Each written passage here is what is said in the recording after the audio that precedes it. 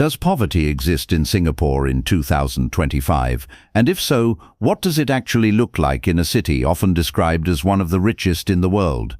Singapore is famous for gleaming skylines, efficient transport, packed shopping malls, and one of the highest GDPs per capita on Earth. But those headline numbers hide a more complicated story. Today we're asking the uncomfortable question most visitors and headlines skip. Does poverty exist in Singapore in 2025? The short answer is yes, but not in the same way as in poorer countries.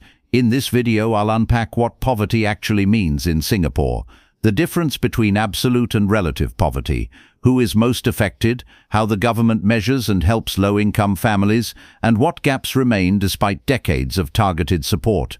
By the end, you'll understand why Singapore's poverty looks different from absolute destitution, yet still matters deeply for social cohesion, opportunity and fairness. If you're new here, hit subscribe for clear explainers about countries and policy. And now let's dig in. How poverty is defined in Singapore. When people ask whether poverty exists in Singapore, the first issue is definition. Singapore does not have an internationally standardized poverty line like some countries do, and policymakers often focus on measures like relative poverty and indicators of low-income households rather than a single absolute threshold. Relative poverty typically counts people whose income is below 50% of the median equivalized income. In other words, if your household income is less than half the national middle, you're counted as relatively poor. Researchers and NGOs also point to situational and intergenerational forms of poverty. Families who can meet basic needs today but are locked out of opportunities like tertiary education, career mobility or asset ownership. Academic and policy reports published in recent years estimate that while only a small share of households face absolute material deprivation, roughly 1/4 of Singaporeans experience some form of relative deprivation, meaning they lack access to the goods, services or opportunities that most Singaporeans take for granted. That distinction, absolute versus relative, is the foundation for understanding the Singaporean case. Material destitution is rare, but economic vulnerability and exclusion are real and measurable. Who is most affected, and what poverty looks like on the ground? Poverty in Singapore is not evenly distributed. The groups most affected include low-wage workers, some single-parent households, elderly residents on small retirement incomes, and families who face sudden shocks, for example, the loss of a job, serious illness, or prolonged caregiving responsibilities. On the ground, this looks like difficulty paying for basic recurring costs, higher relative burdens for housing in the private rented market, stress meeting healthcare co-payments, limited capacity to save for emergencies, and constrained access to enrichment activities that help children advance. For elderly Singaporeans who live alone or in small households, lower incomes coupled with rising healthcare and living costs can produce real hardship even when they are not starving or homeless.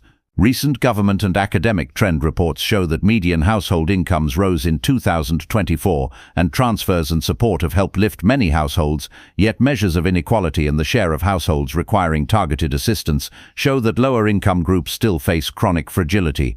In short, poverty in Singapore often appears as high-cost pressure, precarious employment, and limited social mobility rather than mass homelessness or hunger, but it still shapes life chances in large, measurable ways.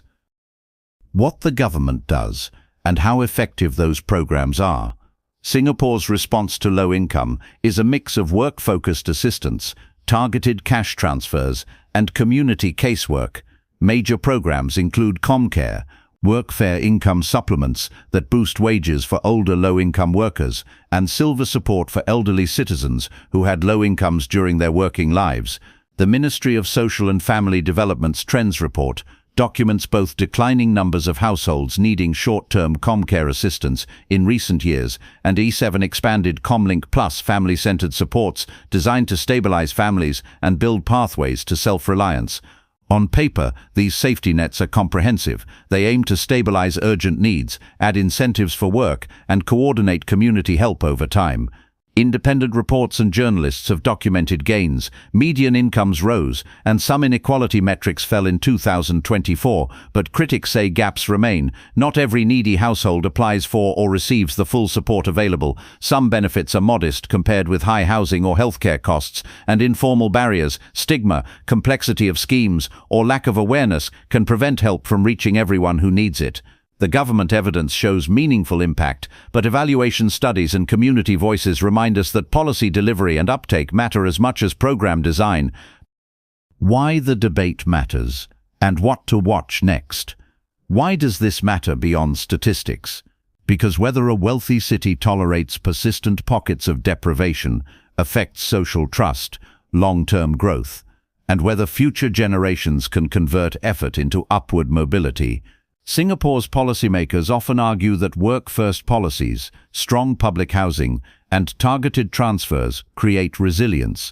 Researchers caution that relative poverty entrenches disadvantage over generations, and that the city's high cost of living can erode the effectiveness of modest cash support. Moving forward, watch for several signals how income growth is distributed across the income ladder, whether more families take up long-term stabilization programs like ComLink Plus, and whether measures to reduce non-wage costs, notably healthcare and elder care subsidies, and affordable rental housing options expand. Civil society and academics will continue to push for clearer public metrics so citizens can see who is left behind. The debate is not about whether Singapore is poor overall.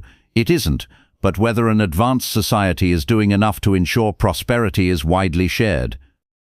So does poverty exist in Singapore in 2025? Yes, but it's complex, mostly relative, concentrated in certain groups, and partly masked by national prosperity. The good news is that targeted programs and income growth have helped many households. The challenge is making sure support reaches people early, reduces long-term exclusion, and adapts to rising living costs. If you found this helpful, like the video, subscribe to the channel for more nation deep dives, and leave a comment. What surprised you most about poverty in a wealthy city like Singapore? Thanks for watching.